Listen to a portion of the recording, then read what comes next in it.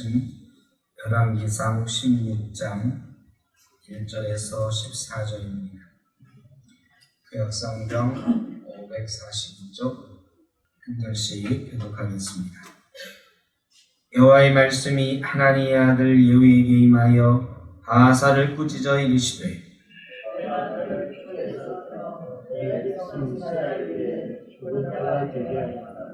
내가 여호와를 믿으려나 내 백성 이스라엘에게 문자하여 그들의 죄와 나를 멸하였으니 내가 너 바하사와 내 집을 쓸어버려 내 집이 느밧의 아들 여로보암의 집같이 되게 하리니 바하사에게 속하다가 성에서 전주를 깨끗하고 그에게 속하다가 그에서 들으면 내 죄가 오리라 하셨다.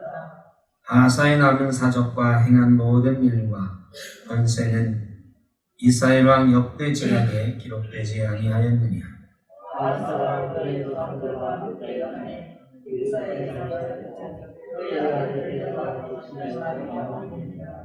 여호와의 말씀이 하나니의 아들 선지자 예후에게도 임하여 바하사와 그의 집을 꾸짖으시면 그가 여로보암의 집과 같이 여호와 보시기에 모든 악을 행하며 그의 손의 행위로 여호와를 노엽게 하였음이며 또 그의 집을 쳤음이더라. 유다의 여호와 함께 계시는데 바하사의 아들 엘라가 예루살렘에서 이스라엘을 하여 2년 동안 그 왕이 되어 있었느라. 엘라가 디르사에 있어 왕궁 같은 자 아르사의 집에서 마시고 취할 때에 그 신하 곧 병거 절반을 통솔한 지휘관 시므리가 왕을 모반하여 시므리가 들어가서 그를 잡고 그를 지나여 왕이니 곧 유다의 아사 왕이 되시니라. 시므리가 왕이 되어 왕위에 오를 때에 바하사의 온 집안 사람들을 죽이되 남자는 그의 친족이든지 그의 친구든지 한 사람도 남기지 아니하고 바하사의 온 집을 위하였는데 선지자 예후를 보하여 바하사를 그들과 같이 여호와의 말씀같이 되었으니 이는 바하사의 모든 죄와 그의 아들 엘라의 죄 때문이라. 그들이 범죄하고 또 이스라엘에게 범죄하게 하여 그들의 헛된 것들로 이스라엘의 하나님 여호와를 노하시게 하였더라. 엘라의 많은 사적과 행한 모든 일은 이스라엘 왕 때에 기록되지 아니하였느냐. 오늘 16장에는 이스라엘 왕 유다의 왕 아사 시대, 아사가 40여 년 이렇게 왕노릇을 했는데 그 기간 동안에 이스라엘의 북쪽 이스라엘에는 6명의 왕이 바뀌는 그런 일이 생깁니다. 그 6명의 왕에 대한 이야기들이 있어요. 왕만으로 치면 오늘 제목대로 바하사, 엘라, 시므리, 오므리, 아합 5명이고 그 뒤에 왕이 될 예후에 대한 이야기까지 이렇게 등장을 하고 있습니다.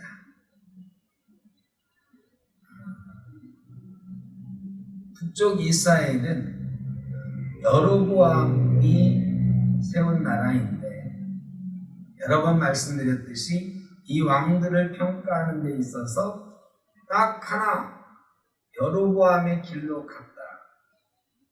이 기준으로 평가를 합니다. 그런데 하나같이 다 여로보암의 길로 갔습니다. 여로보암의 길로 안 간 왕이 하나도 없어요. 참 불행한 역사죠. 이스라엘의 19명의 왕 중에 선한 임금이 하나도 없었어요. 그러면 이스라엘이 못 사는 나라였을까요?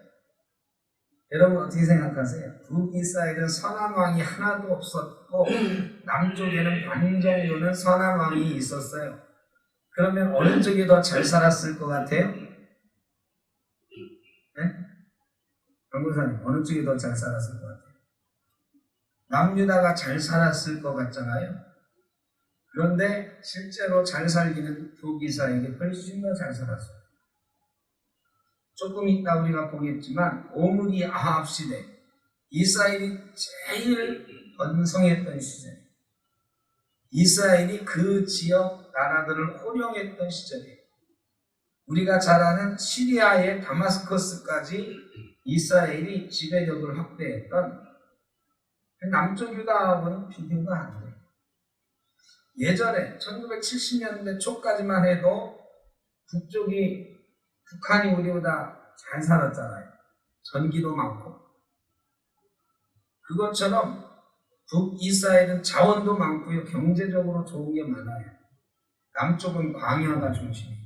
그래서 북이스라엘이 이스라엘의 평야, 샤론 했건 예수할 때 이 샤론 평야 같은 이런 평야들은 다 북쪽에 있어요. 북이스라엘은 잘 살았어요. 그런데 성경은 하나도 그런 거 평가하지 않습니다. 그런 거 평가하지 않고 여로보암의 길로 행했느냐 이거 하나만 가지고 평가를 합니다. 물론 역사적으로 왕들의 업적이나 이런 거 역대지략에 기록이 되어 있다라고 말은 하지만 그런 건 역대지략 봐라. 근데 지금 하고 싶은 얘기는 이 사람이 여로보암의 길로 행했느냐 안 했느냐, 하나님의 길로 행했느냐 안 행했느냐 이것만 너희들에게 알려주려고 한다. 그것만 봐라. 왜? 이 열왕기 역사는 포로기 이후에 기록된 책이라고 했어요. 이스라엘이 망한 다음에 우리가 왜 망했느냐 이거를 알려주는 책이에요. 이스라엘이 망한 이유는 왕들이 경제를 잘못했기 때문에 망한 게 아니고 정치를 잘못했기 때문에 망한 게 아니고 하나님의 길로 가지 않았기 때문에 여로보암의 길로 갔기 때문에 망한 것이다 라는 걸 알려주려고 쓴 역사책이에요. 그래서 그 얘기가 계속 반복되네요. 우리가 열왕기서를 보면서 내 왕들의 업적, 왕들 시대에 일어났던 일 이런 거 특별히 기억할 필요는 없어요. 아합 왕 시대에 바알과 아세라 선지자 850명하고 엘리야하고 갈멜산에서 싸웠다더라. 어느 왕 시대? 옛날에 성경 시대는 아합 왕 이렇게 가르치게 하고 넣어야 됐지만 지금 우리가 기억해야 되는 건 그런 거 아니에요. 왜 이스라엘이 망했는가를 알려주는 책이다. 그러면 우리도 이 땅을 살아가면서 어떤 기준으로 살아야 되는가? 여로보암의 길을 갈 것인가? 하나님의 길을 갈 것인가? 다윗의 길을 갈 것인가? 둘 중에 하나를 선택하면서 사는 인생이다. 왕들의 역사 속에 그것이 어떻게 그려지고 있는가를 찾아내야 될 것입니다. 오늘 제목을 또 다른 말로 잡는다고 하면 점점 더 여로보암의 길로 이렇게 제가 설교를 하는 거였다고 하면 성경을 그냥 이렇게 강의하고 성경 공부하는 식으로 하는 게 아니었다고 하면 그냥 설교 본문을 잡고 어떤 주제를 가지고 설교하는 거였다고 하면 점점 더 여로보암의 길로 이렇게 잡았을 거예요. 이 6명의 왕이 등장하는데 이 사람들이 한결같이 여로보암의 길로 가는데 점점 더 깊이 더 악하게 들어가는 모습이 보여집니다. 바하사라는 사람이 먼저 등장하죠. 바하사는 이스라엘의 초대왕이 여로보암이고 그 아들이 나답이었어요. 이 나답이 왕이 있을 때에 기브돈이라고 하는 곳에 가서 그 전쟁하고 있을 때에 거기서 반란을 일으켜가지고 왕이 된 사람이에요. 반란을 일으켜서 왕이 됐는데 이건 하나님의 심판이었어요. 바하사가 하나님이 선택한 사람이에요. 이 여로보암의 집이 워낙에 악한 길을 행하니까 바하사에게 하나님의 말씀이 임하셔서 네가 왕이 될 것이다. 바하사를 통해서 심판하게 될 것이라고 바하사가 하나님의 심판의 도구로 선택된 사람이었어요. 그래서 바하사는 그 하나님의 말씀을 듣고 사실은 반란을 일으켜서 여로보암의 집을 몰살시킨 사람입니다. 그런데 이 바하사에 대한 기록도 뭐라고 되어 있냐면 2절에 보니까 이렇게 되어 있어요. 내가 너를 티끌에서 들어 내 백성 이스라엘 위에 주권자가 되게 하였거늘. 하나님이 들어 쓰신 거예요. 하나님이 들어서 주권자가 되게 하셨거늘 내가 여로보암의 길로 행하면 내 백성 이스라엘에게 범죄하게 하여 그들의 죄로 나를 노엽게 하였다. 여러분, 바사는 하나님의 심판의 도구로 들린 사람이에요. 너를 통해서 여로보암의 집을 심판하겠다라고 하나님이 말씀하셨고 그 말씀대로 심판의 도구가 된 사람이에요. 그러면 이 사람은 누구보다도 깨달았어야 되죠. 하나님 말씀대로 하지 않으면 이렇게 심판받는구나.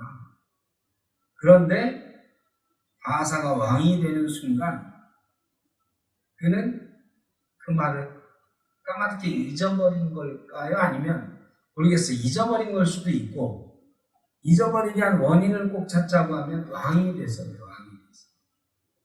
왕이 되기 전에는 하나님 말씀대로 저 왕이 하나네. 저 왕을 몰아내고 내가 하나님 말씀대로 왕노릇 한번 해봐야지 했을 거예요. 틀림없이. 처음에는 그랬겠죠. 근데 왕이 되고 보니까 왕 되니까 누리는 게 많고요. 권세가 생기고 교만해져요. 그래서 자기 뜻대로 하게 돼요. 교만해지면 자기 뜻대로. 그러니까 왕이 되고 나서 겸손하게 하나님의 심판의 도구로 내가 쓰임 받았지 하는 마음이 있으면 실수 안 하는데 자기가 하나님의 도구였다는 거 잊어버리고 내가 왕이요 하는 거. 내가 왕이요. 옛날에 영화 중에 나는 왕이로소이다 뭐 이런 영화도 있었잖아요. 나는 왕이로소이다. 교만해지는. 잠언의 교만은 패망의 선봉이라고 했어요. 그래서 패망합니다. 내가 왕이로소이다 하는 순간 망하게 됩니다. 그런데 여기 중요한 말씀이 있어요. 내가 여로보암의 길로 행하며 내 백성 이스라엘에게 범죄하게 하여. 하나님이 더 화가 나신 이유는 이 왕이 혼자 잘못하는 거는 그래 너 혼자 지옥 가면 되지 하고 왕만 그냥 한 대 때리면 되는데 더 화가 나시는 건 이스라엘 백성들이 범죄하게 만듭니다. 이게 지도자의 큰 책임입니다. 백성들이 범죄하게 만듭니다. 하나님이 왕들을 심하게 심판하신 이유는 백성들이 그 왕으로 인해서 범죄하게 됩니다. 이스라엘의 왕들이 자기 혼자 잘못합니다. 백성들을 범죄하게 해서 하나님을 의롭게 해요. 우리가 다 사실은 지도자들이죠. 교회에서, 가정에서 제사장 같은 죄죠. 우리가 정말로 기억해야 되는 것은 내가 범죄하는 것 나 혼자 회개하면 돼. 근데 하나님이 정말 참지 못하시는 건 나 혼자만이 아니라 다른 사람을 범죄하게 만드는 이런 실수하지 않도록 조심해요. 저도 그런 실수할 때가 많이 있겠죠. 사람이니까.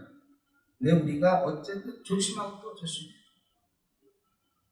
나로 인해서 예수님도 그러셨어요. 누구든지 소자 하나를 실족하게 하는 자는 연자맷돌을 메고 바다에 빠지는 게 낫다고 예수님도 그런 말씀하셨어요. 구약 성경에도 계속해서 말씀하시는 거예요. 백성들을 범죄하게 해요. 그래서 하나님이 심판하셨어요. 이게 그래서 우리의 행동, 우리의 말, 우리의 생각들이 나와 하나님과의 관계도 있지만 하나님과 다른 사람의 관계 속에 들어가는 것들이 있어요. 그래서 하나님과의 관계가 잘 되어지도록 도와야 되는 역할을 하는 것이지 깨뜨리고 죄짓게 만들고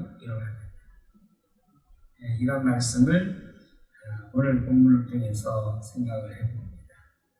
그 다음에 바사의 아들 엘라가 왕이 됐어요. 엘라가 왕이 됐는데 엘라가 디르사에서 술에 취해가지고 자고 있을 때 이 디르사가 이스라엘의 수도예요. 그런데 시므리가 왕이 취해서 자고 있을 때 모반을 해요. 그리고 바사의 온 집안 남자들을 다 죽여버렸어요. 시므리라고 하는 사람. 엘라는 엘라에 대해서 기록된 거는 별로 없어요. 별로 없는데 2년 동안 왕위에 있었다. 이거밖에 없어요. 그런데 13절에 보면 이는 바하사의 모든 죄와 그의 아들 엘라의 죄 때문이라. 엘라에 대해서는 어떻게 모반당해서 죽었냐 하는 것하고 죄 지었다. 그들이 헛된 것들로 그들이 범죄하고 또 이스라엘에게 범죄하게 하여 그들의 헛된 것들로 이스라엘 하나님 여호와를 노하게 하였더라. 노하시게 하였더라. 엘라도 2년밖에 왕노릇은 안 했지만 이스라엘 백성들을 범죄하게 했고 하나님을 노엽게 만든 왕이었다.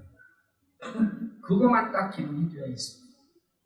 근데 시므리가 이제 그 바하사와 아들 엘라를 죽이고 왕이 되는데 시므리는 7일 동안 왕노릇합니다. 디르사에서 반란을 일으켜서 내가 왕이요 했는데 그 당시 이스라엘 백성들은 뭐하고 있었느냐? 블레셋 사람들에게 속한 기브돈이라고 하는 도시를 에워싸고 있었어요. 여로보암의 아들 나답도 기브돈을 공격하다가 모반을 당했죠. 이 기브돈이라고 하는 도시가 저 북쪽 지역하고 애굽하고 이 교통이 요지예요. 우리나라 대전 같은 서울하고 부산 사이에 교통이 요지. 이 기브돈을 서로 차지하기 위해서 전쟁이 많이 일어나요. 그때도 이스라엘의 주력들은 군사들은 다 기브돈을 에워싸고 있었어. 그런데 엘라는 뭐하고 있었어요? 왕은 수도에서 아르사의 집에서 술에 취해 자고 있었다. 지금 자기 백성들은 전쟁에 나가가지고 블레셋 이제 중요한 도시를 빼앗기 위해서 전쟁하고, 이 기브돈은 원래 이스라엘 땅이거든요. 근데 블레셋에게 빼앗긴 걸 다시 찾으려고 전쟁하고 있는데 왕이라는 자는 어떻게 하고 있어요? 술에 취해서 자고 있다가 신하의 모반을 당해서 죽임을 당합니다. 이 상황만 봐도 엘라가 어떻게 살았는지 잘 알 수가 있죠. 그런데 더 나쁜 놈은 시므리야. 어쨌든 간에 지금 자기 백성들이 전쟁하고 있어요. 근데 시므리는 군대 장관이야. 이스라엘의 군대의 반을 통선하는 최고 사령관 중에 하나예요. 그런데 이 최고 사령관이라는 놈이 전쟁하는 중에 왕을 죽이고 내가 왕이요 한 거예요.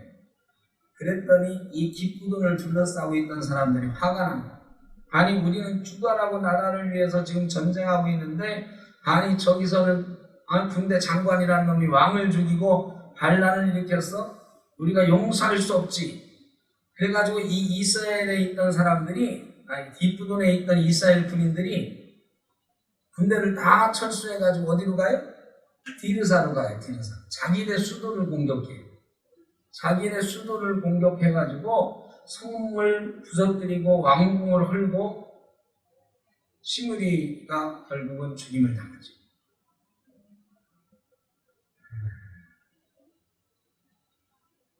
성경에는 시므리가 성읍이 함락됨을 보고 왕궁 요새에 들어가서 왕궁에 불을 지르고 그 가운데 죽었다. 불에 타서 자살한 거죠. 자기 왕궁에 불을 지르고. 그래가지고 시므리는 7일 만에 왕위에서 올라가요. 참 비극적인 사람이지요. 근데 그 비극적인 사람에게도 19절에 보면 7일밖에 왕노릇 안 했는데도 뭐가 기록이 되어 있느냐? 이는 그가 여호와 보시기에 악을 행하여 범죄하였기 때문이니라. 그가 여로보암의 길로 행하며 그가 이스라엘에게 죄를 범하게 한 그 죄 중에 하나입니다. 아니 7일밖에 왕노릇 안 한 사람에 대한 기록도 다른 건 하나도 없어요. 그가 어떻게 죽었느냐 하고 그가 여로보암의 길로 백성들을 죄 중에 행합니다.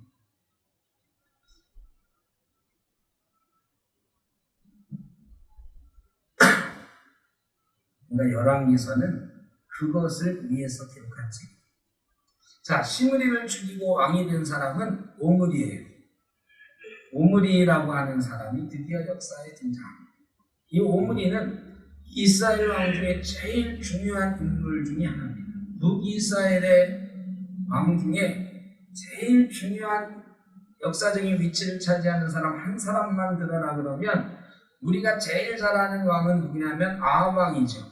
그런데 실제로 이스라엘 역사 속에 제일 중요한 역사를 차지하는 사람 한 사람만 되라 그러면 오므리예요. 오므리. 이 오므리가 우리나라 조선시대로 말하면 태종 같은 사람이에요. 왕권을 확립하고 이스라엘의 기초를 놓은 사람. 그때까지는 보세요. 계속 막 죽고 하잖아요. 제대로 죽은 사람이 없어, 왕 중에. 그런데 이 오므리가 왕이 되는데요. 왕 될 때 쉽지 않았어요. 왕 될 때, 자, 이제 시므리를 죽였잖아요. 시므리를 죽였는데 그 군인들이 절반으로 또 나눠서 내전이 일어났어요. 한쪽은 오므리를 왕으로 삼자, 한쪽은 디브니를 왕으로 삼자. 둘이 싸웠다고. 싸워서 이 전쟁하는 가운데 오므리가 이겼어요. 자, 오므리가 이렇게 어려운 상황 속에서 또 어렵게 왕이 됐어요. 왕이 되고서 이 사람이 정치를 잘했어요. 첫째, 디르사라고 하는 이 수도가 이제 무너졌잖아요. 자기가 무너뜨렸잖아. 그래서 디르사에서 옮겨가지고 우리가 잘 아는 사마리아 땅을 사요. 세멜이라고 하는 사람에게서 사마리아 땅을 은 2달란트를 주고 산 다음에 거기다 사마리아 성을 건축해요. 제가 사마리아 가봤어요. 사마리아는 요 우리 앞산 이보다 조금 더 높은 산. 근데 굉장히 넓은 산이에요. 넓은 산인데 우뚝 솟아난 곡물이에요. 그래서 그 위에다가 성을 지은 거예요. 나중에 아수르가 쳐들어와서 북이스라엘을 무너뜨리는데 3년 걸렸어요. 사마리아 성을 포위하고 나서 그 성을 무너뜨리는데 3년이나 걸렸어요. 아까 말한 디르사 수도는 7일 만에 무너졌잖아요. 이스라엘 백성이 공격해서 시브리를 공격해가지고 7일 만에 무너뜨렸는데 사마리아 성은 그 아수르의 강한 군사들이 와서 3년을 싸워가지고 무너뜨린 거예요. 그러니까 천연의 요새를 건축을 해놔. 지금도 가보면 야, 이거 정말 천연의 요새 같다 이런 생각이 드는 곳이에요. 그것을 누가 했느냐? 오므리가 건축했어요. 그러니까 오므리는 야, 이 디르사 무너지는 거 보니까 나라 수도가 이래가지고는 안 되겠구나. 그래 나라를 튼튼히 하는 거예요. 왕권을 강화하고 왕이 사는 사마리아 성을 든든히 세우는 거예요. 그리고 경제를 일으켰어요. 오므리 시대부터 이 이스라엘의 경제가 이제 왕권이 든든해지고 나라의 기초가 세워지니까 북이스라엘의 기본적인 경제적인 여건이 좋잖아요. 나라가 안정되니까 경제가 발전하기 시작했어요. 그리고 나서 그 아들 아합에게 물려주는데 이 아합이 이스라엘의 전성기를 이끌어요. 그러니까 태종 임금이 기초를 놓고 세종이 조선시대 번영을 이루는 것처럼 오므리가 이 이스라엘 역사의 기초를 놓고 아합이 경제적인 부흥을 일으켜요. 그런데 아이러니하게도 오므리와 아합 시대가 이스라엘 역사 중에 제일 도덕적으로 종교적으로 타락한 시대.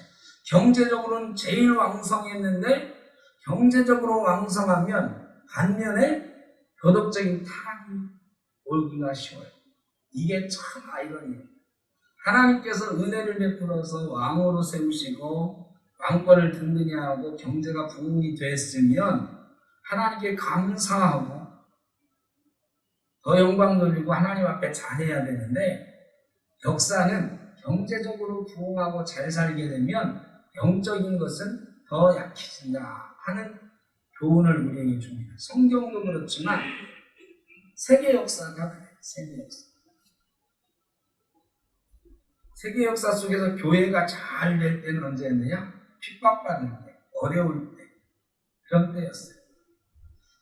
우리 한국 역사 속에서도 교회가 어려울 때 잘 됐어요. 성장했어요. 그런데 90년대 이후 우리나라가 선진국 대열에 비슷하게 올라가기 시작한 거는 90년대부터거든요. 80년대까지만 해도 완전한 개도국이었어요. 개도국에서 이제 벗어나가지고 중진국이 되고 선진국에 들어오기 시작하면서 교회가 몰락하기 시작했어요. 몰락이라는 말을 써서 참 죄송한데 지금 교회는 진짜 몰락 직전에 있어요. 몰락하기 직전에. 그럼 교회가 경제적으로 어려운가? 아니에요. 예전에 비하면 여전히 교회는 굉장한 물질적인 축복 위에 있어요. 우리가 잘 생각해야 돼요.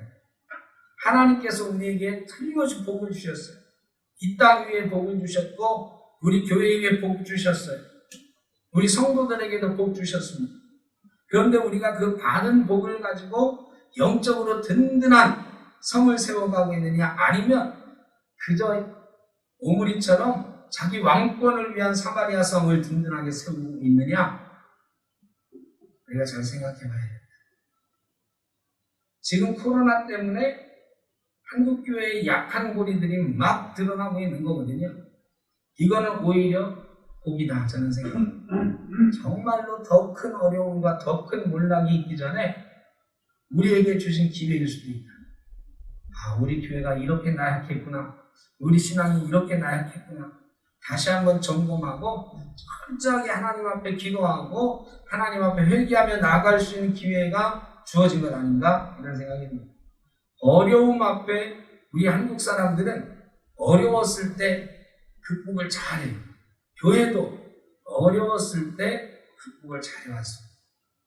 이 어려운 때를 오히려 우리가 슬기롭게 잘 극복하면 성공하고 신앙적으로 다시 설 수 있는 그런 기회가 될 수도 있다 생각합니다. 그런 면에서는 소망이 있다.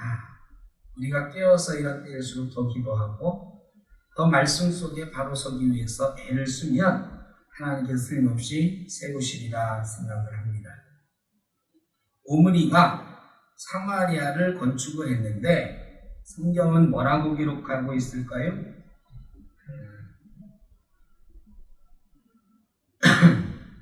사마리아 지었다는 얘기가 24절에 있죠. 그가 은 2달란트로 세멜에게서 사마리아 산을 사고 그 산 위에 성읍을 건축하고, 산이에요. 산 위에다 성읍을 건축하고 그 건축한 성읍 이름을 그 산 주인이었던 세멜의 이름을 따라 사마리아라 그렇더라 그랬죠. 그런데 그거가 끝이야. 성경은 오므리 시대 경제적으로 막 번영했다, 이스라엘이 잘 살게 됐다, 국방력이 세졌다, 이런 말 없어요. 그 뒤에 바로 뭐가 있어요? 오므리가 여호와 보시기에 악을 행하되 그 전에 모든 사람보다 더욱 악하게 행하여. 이게 어떻게 된 겁니까? 왕권이 든든해지고 사마리아 성 하나만 나오지만 그 사마리아 성을 건축했다고 하는 데에는 여러 가지 의미가 담겨져 있는 거거든요. 왕권이 강화되고 나라의 기초가 세워지고 이렇게 된 거예요. 그런데 그 축복받은 이 오므리가 악을 행하는데 이전보다 더 큰 악을 행했다. 왜 그랬을까요? 강한 힘을 가지게 됐어. 경제적으로 번영하게 됐어. 이전보다 더 악한 일을 할 수 있는 힘이 생깁니다. 힘을 주셨는데 그 힘을 더 악하게 사용하니까 여로보암보다, 이전의 왕들보다 더 악하게 하게 되어서 하나님을 노하시게 했다. 그리고 그의 아들 아합이 대신하여 왕이 됐다 했죠. 그 다음에 이제 아합 왕이 드디어 등장합니다. 이 아합이, 자, 아버지가 기초를 든든히 세워줬잖아요. 아합이 22년 동안 왕노릇을 하는데 처음으로 20년 이상 왕노릇하는 왕이 여로보암 이후에 처음으로 생기는 거예요. 그러니까 그전에는 계속 뭐 왕노릇 하는 듯 마는 듯 했는데 오므리가 기초를 놓고 그 기초 위에 아합이 드디어 왕노릇을 제대로 한번 해보는 거죠. 올해도. 그런데 22년 동안 다스렸는데 30절에 보니까 오므리의 아들 아합이 그의 이전의 모든 사람보다 여호와 보시기에 악을 더욱 행하여 느밧의 아들 여로보암의 죄를 따라 행하는 것을 오히려 가볍게 여기며 시돈 사람의 왕 엣바알의 딸 이세벨을 아내로 삼고 가서 바알을 섬겨 예매하고. 그 이전에는 그저 자기 왕권을 지키기 위한 몸부림, 그래 남유다로 가는 건 맞고 산당에서 막 지들 마음대로 예배하는. 근데 예배는 누구한테 했냐면 하나님께 한 거예요. 하나님한테 하는데 하나님이 정한 방법대로 절차대로 하지 않고 지 맘대로 막 베델과 단에다 단을 세우고 거기 제사장 지가 세우고 막 이렇게 한 거거든요. 근데 아합 시대에 본격적으로 하나님 대신 누구를 섬겨요? 바알을 섬깁니다. 왜 그랬을까 도대체? 한번 생각을 해보는 거죠. 왜 그랬을까? 여로보암의 죄는 어디서부터 시작했냐면 남유다와 단절하는 데서부터 시작했어요. 하나님의 뜻을 생각하지 않고 자기 왕권을 생각하면서 여로보암의 죄가 시작이 됐어요. 자, 아합 시대에는 그게 절정에 이르는데 강력한 힘을 갖게 되고 왕권이 안정되고 세계적으로도 그 지역사회의 맹주노릇을 하게 되는 거예요. 그랬더니 이 아합은 다른 나라 아내를 얻어요.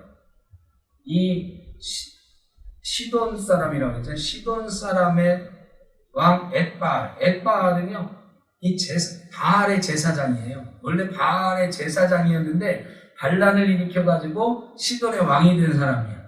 이 사람의 딸 이세벨을 데려다가 왕위를 세요.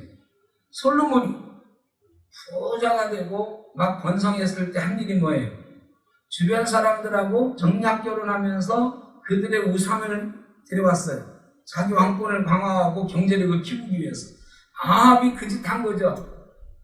아, 내가 이 지역의 맹주야. 이제 정략 결혼도 하고. 그러면서 보니까 바알이라고 하는 신을 섬기는데 자기 부인이 너무너무 예쁘고 또 그 나라가 바알을 섬기는데 같이 바알을 섬기면 돈도 깨지고 정신적으로도 하나가 될 것 같고 여러 가지, 이건 제 생각이에요. 생각을 하는 거지. 동맹을 공고히 하기 위해서. 이스라엘 남유다하고는 완전히 단절하고, 야, 우리 백성을 바알로 하나가 되게 하면 남유다 인정하는 거 걱정하지 않아도 되겠다. 북쪽이 주체 사상으로 하나 되게 하는 것처럼 사상으로 묶는 게 제일 좋은 거예요. 남쪽하고 차별하기 위해서 북한은 주체 사상 이런 거 만들어내자, 막 우상화하고. 아합도 똑같이 하는 거죠. 남쪽 유다에는 자기가 넘을 수 없는 벽이 있어. 성전이 있어요. 근데 자기가 지금 경제적으로 굉장히 잘 살게 되고 왕권도 강화되고 국방력도 세졌는데 정신적인 거, 사상적인 것만 지금 남유다에 여전히 약점이 있어. 그걸 보완하기 위해서 새로운 사상, 새로운 종교를 만드는 거예요. 야, 하나님 말고 남유다하고는 우리 완전히 다른 바알을 섬긴다. 아합 시대 바알은요, 이스라엘의 국교였어요. 그게 뭐냐? 바알 외에 다른 신을 섬기는 사람, 하나님 섬기는 사람은 어떻게 했어요? 다 죽여버리는 거예요. 그래서 엘리야 선지자 때 기록이 된 게 뭐냐? 이스라엘의 남은 자가 7,000명이다. 하나님 섬기는 사람 7,000명 말고는 다 바알을 섬기는 거예요. 그게 국교죠, 국교. 국교라는 표현은 성경이 안 등장하지만 요즘 시대의 말로 말하면 바알 종교를 이스라엘의 국교로 삼고 바알을 섬기지 않는 사람은 다 죽여버린다. 그런 나라를 말합니다. 아합이 끔찍한 일을 한 거죠.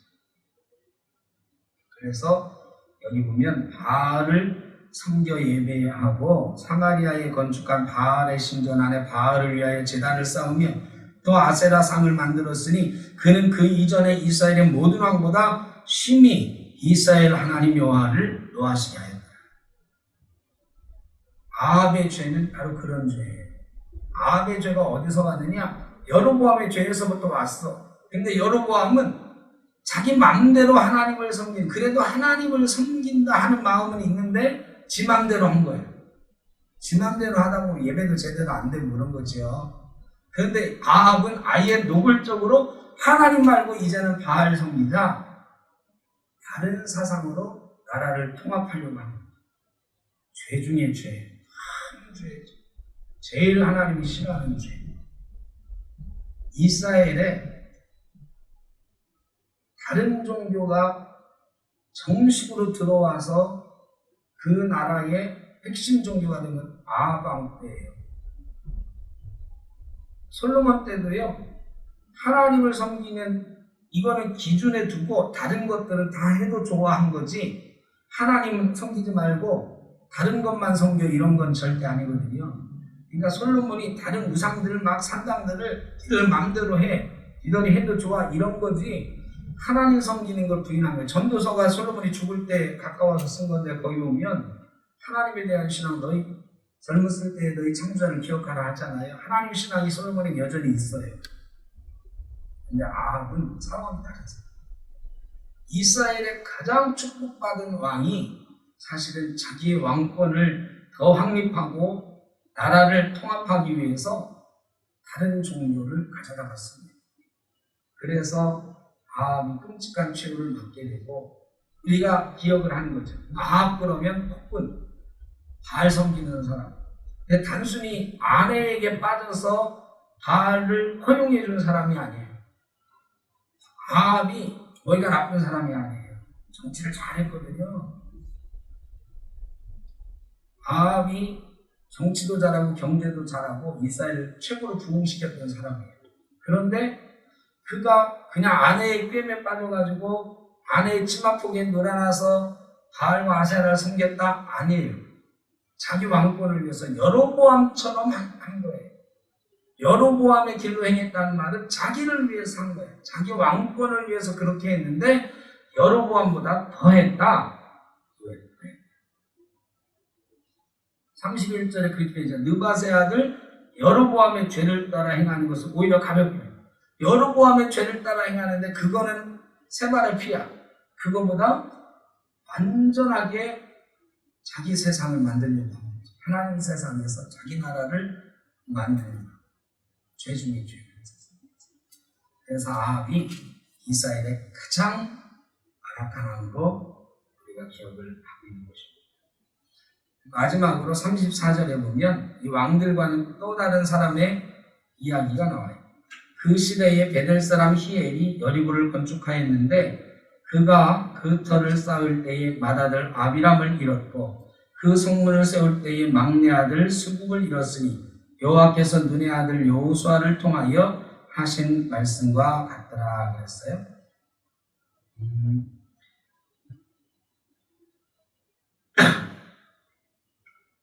여리고를 무너뜨리고 나서 여호수아 6장에 보면 6장 26절이죠. 여호수아 6장 26절에 보면 하나님께서 여호수아를 통해서 예언의 말씀을 주시는데 여호수아가 여리고를 무너뜨리고 앞으로 이 성을 짓는 사람은 그 터를 지을 때, 그 터를 세울 때에 첫째 아들을 잃게 될 것이고 그 다음에 성문을 세울 때에 막내 아들을 잃게 될 것이다 라고 예언을 해요.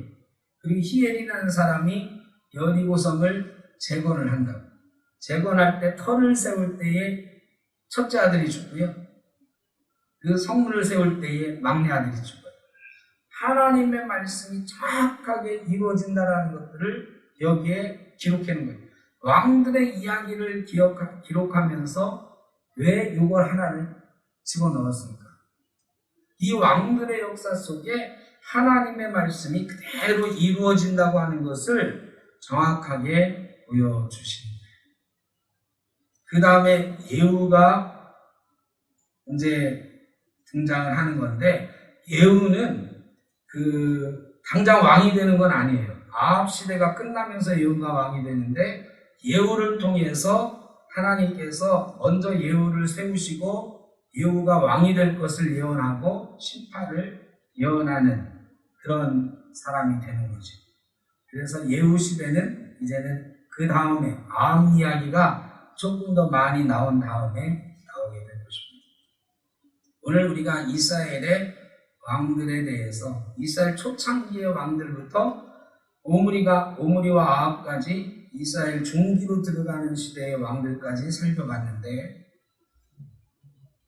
이 오므리 시대가 BC 700년대 중반까지입니다. BC 748년 이때까지가 이제 아합 시대니까 근데 721년에 망한다. 그러니까 그 뒤로 얼마 있다가 나라가 망하는 거예요. 실제로 이스라엘 역사는 짧아요. 근데 그 짧은 역사 속에 19명의 왕들이 계속 변동이 되는데 앞에 지금 우리가 이스라엘 중반까지 다 본 거예요. 벌써. 그런데 다 하나같이 여로보암의 길로 행하다가 점점 더 심하게 여로보암의 길이 커지는, 넓어지는 그런 것을 보게 됩니다. 이런 역사를 통해서 저희가 교훈을 받는 거죠. 우리가 사는 데 있어서 제일 중요한 것이 무엇이냐? 하나님의 뜻을 따라 사는가? 그렇지 않은가? 하나님이 우리에게 주신 복이 있을수록 그 복을 잘 지켜가는 방법은 하나님의 길로 행하는 것입니다. 근데 우리에게 주신 복 움켜쥐고 이거를 내 마음대로 한번 해보려고 하면 망하는 게 되는 거예요. 저와 여러분이 또 이 나라, 이 교회, 이 땅의 교회들이 우리에게 주신 축복을 잘 간직하면서 하나님께서 우리에게 원하시는 길로 감으로 이 땅에서 오래도록 영원토록 주님 오시는 날까지 하나님의 나라를 세워갈 수 있기를, 또 우리가 우리 후손들이 그 하나님 나라의 주인공 될 수 있기를 간절히 바랍니다. 기도하겠습니다.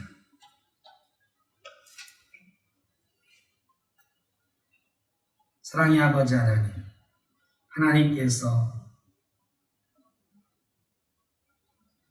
우리나라를 우리에게 허락하시고 이렇게 놀라운 번영을 주신 것 감사합니다. 한국 교회를 허락하시고 교회의 터가 이 땅에서 든든히 서게 하신 것 감사합니다. 우리를 하나님 백성 삼으시고 하나님의 나라를 찬양하며 살도록 하신 것 감사합니다. 그러나 아버지 하나님, 우리가 이스라엘 여로보암의 후예들을 바라봅니다. 그들이 하나님께서 주신 복들을 잘못 사용함으로 하나님의 노여움을 샀다는 이야기들을 듣고 또 듣습니다. 하나님, 저희가 하나님의 노여움 사는 백성이 아니라 하나님 나라, 하나님 사랑하며 하나님의 뜻을 분별하며 나라와 교회와 또한 우리의 가정과 우리의 인생을 세워갈 수 있도록 은혜려 주옵소서. 아합처럼 큰 복을 받았지만 자기 뜻과 자기 사상과 자기 왕권을 위해서 바알의 시대를 이루어갔던 아합처럼 우리가 혹시 우리의 생각과 우리의 뜻대로 이 세대를 만들어가고 있지 않은지 잘 보게 하시고 우리 뜻이 아니라 하나님 뜻대로 우리의 가정과 인생을 세워가는 놀라운 주의 백성 되게 하여 주옵소서. 오늘도 주님 전에 나와서 예배하는 모든 성도들 가운데 함께 하시고 가정 가운데 함께 하시고 자녀손들 위에 함께 하시고 놀랍게 복을 내리시되 영육간에 강건하며 영적으로 든든히 서가는 복을 대대손손 누릴 수 있도록 복 내려 주옵소서. 흩어져 있는 우리 센터교회 성도님들 어디에 있든지 하나님 나라 백성으로 기쁨 가운데 살게 하여 주시고 하나님 뜻을 분별하며 하나님 뜻 위에 서서 살아가는 놀라운 은총 누리게 하여 주옵소서. 이제는 우리 주 예수 그리스도의 크신 은혜와 아버지 하나님의 무한하신 사랑하심과 성령의 인도하시며 교통하시고 하나님의 뜻 분별하며 그 뜻대로 살겠습니다. 다짐하며 나아가는 죄 사랑하는 자녀들과 가정 위에 흩어져 있는 우리 생토교회 모든 권속들 위에 여러 가지로 힘들고 어려운 가운데 있는 이 땅, 이 나라 백성 위에 영원토록 함께 하시기를 간절히 축원하옵나이다. 아멘.